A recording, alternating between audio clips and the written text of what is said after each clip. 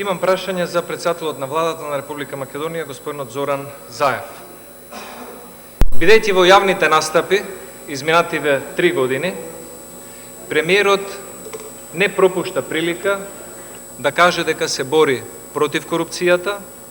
против рекетирање, против перење на пари, организиран криминал,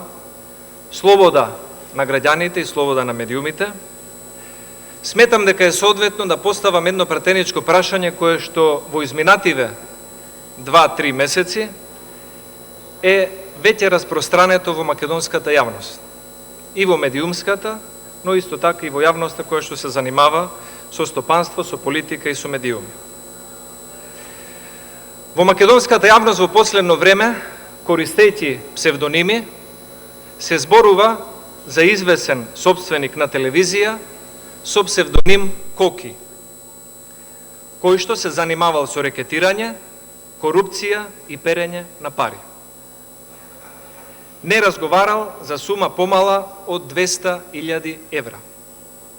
Бидејќи за ова збори целиот главен град, но и пошироко од главниот град, и бидејќи ова многу добро го знаат и дел од вашите партиски функционери, со кои што сме разговарале неформално во собранието, сакам да поставам прашање до премиерот Зоран Заев, дали, можеби, допрел до него глас дека постои таков собственик на медиум со псевдоним Коки, кој што има телевизија, се занимава со рекетирање, со изнуда на пари, корупција и перење на пари. И дали сте запознаени дека таквиот собственик на медиум изнудил и пари од еден поранешен градоначалник на Скопска општина во износ од 200.000 евра и изнудил и рекламирање на сопствениот медиум од истиот човек, кој што истовремено бил и стопанственик. Ќе бидам многу благодарен доколку ми одговорите. Благодарам. Скопје збори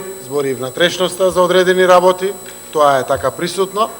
и одговорот е да допрел и не застанав до тука, прашав, проверив, преку институциите кои што се пред владата, рекоа дека се води истрага.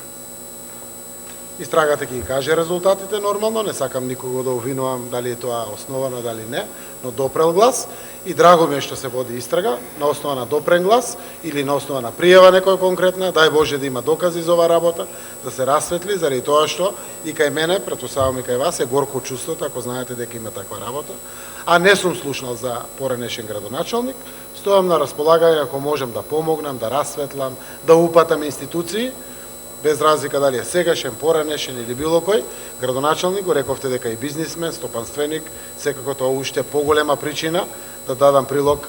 во борбата против корупција, рекетарство, криминал или било какво незаконско работење.